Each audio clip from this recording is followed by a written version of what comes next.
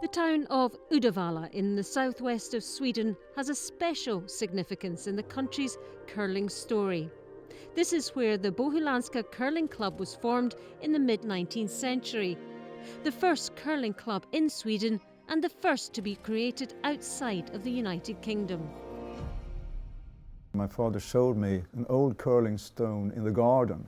He told me about that this was the old stone connected to a play called curling, which my great-great-great-grandfather William Andrew brought to Sweden when he moved here in 1846.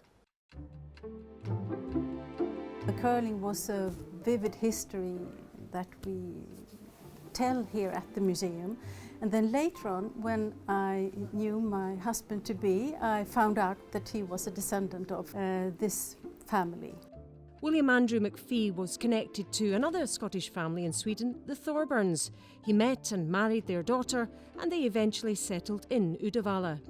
On one of the long trips over from Greenock in Scotland, McPhee brought curling stones, and Bohuslänska Curling Club was born in 1852. He thought Bohuslän here looked like Scotland very much, so he loved the nature and the environment, and he bought a big estate not far from Uddevalla, a farm. And he never learned, as I've been told, he never learned to speak Swedish. He was a crazy Scotsman. The game was played by the well-to-do in Uddevalla, the upper classes, those running the town, and the owners of the businesses. All places they tried to play the game on frozen lakes, 1916 something.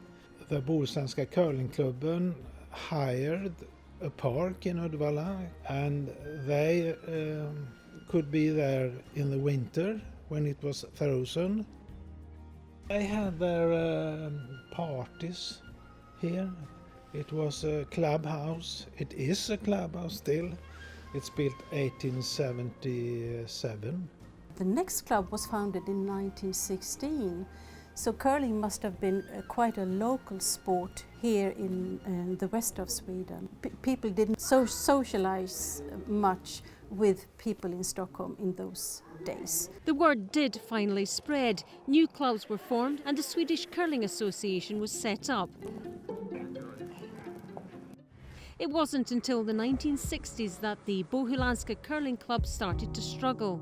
Winters became milder and the lakes and rivers weren't freezing. With nowhere indoors to play, it folded.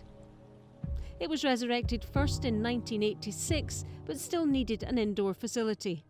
They're looking for curling players. They were going to restart the Bohuslänska Curling Club. They wanted people to come and see what they do. The club today is 9 people. We only play when it's tournaments. We don't train at all. It's a big deal of Uddevalla's history. It depends on people having energy to keep this club going and this sport. I would like to see the Bohuslänska Curling Club and once again start waking up again, and maybe at my age I have skipped the ice hockey, so maybe I play curling instead. I'd like to do that. It's a pity though that the local club nowadays is not very active, but perhaps it'll change. Because I think we have a heritage. It's something good. We must, it's a heritage for us. It's something in our hearts.